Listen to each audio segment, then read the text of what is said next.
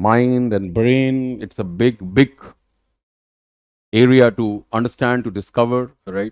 अब हमारे ही ब्रेन के कितने सारे पार्ट हैं, आपने सुना होगा रेप्टिलियन ब्रेन।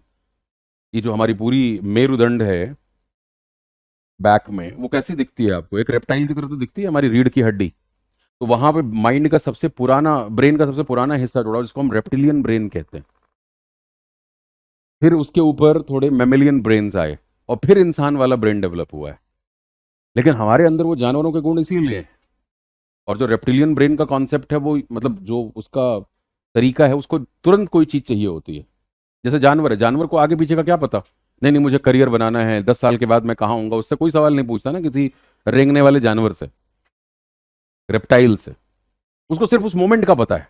तो रेप्टिलियन ब्रेन सिर्फ उस मोमेंट के बारे में सोचता है, भूख लगी है खाना चाहिए, कोई अर्ज उठ रही है, उस अर्ज को बस पूरा करना है, इंस्टेंट ग्रेटिफिकेशन। वो हमारा रेप्टिलियन ब्रेन है। लेकिन आप जब उस रेप्टाइल से ऊपर उठ करके बड़े जानवरों को देखते हैं, तो वो उनके पास सिर्फ उस समय को चीज को पूरा करने की बात नहीं हो रही है, वो उस इमोशन के साथ भी चलते हैं। आपके घर में जो बोवाइन डेनिजन्स हैं, गाय की प्रजाति के जीव जंतु हैं, घर में कोई अशुभ होता है, आप देखिए गाय के भी आंसू बहने लग जाएंगे। उन जानवरों के अंदर इमोशन का भी एहसास है, उन्हें पता है उस चीज का। और फिर उसके ऊपर इंसान का ब्रेन आया हुआ है। तो जिन लोगों का हीडनिस्टिक ट्रेट होते हैं, हीडनिज्म आपके पेपर में बहुत बार आता है कि बस अय्याशी में डूबे रहो, भोग विलास में डूबे रहो, नशेड़ी हैं, हमेशा हाई रहते हैं, उनको जीवन में कभी चैन नहीं है, क्योंकि उस चैन को वो उसमें ढूंढ रहे होते हैं। लेकिन जैसे ही नशा उतरता है, वो फिर बेचैन हो जाते हैं। और वो रेप्टिलियन ब्रेन का साइन है। तो माइंड भी वैसे ही है, वो लगातार फिकल माइंडेड जिसको हम कहते हैं।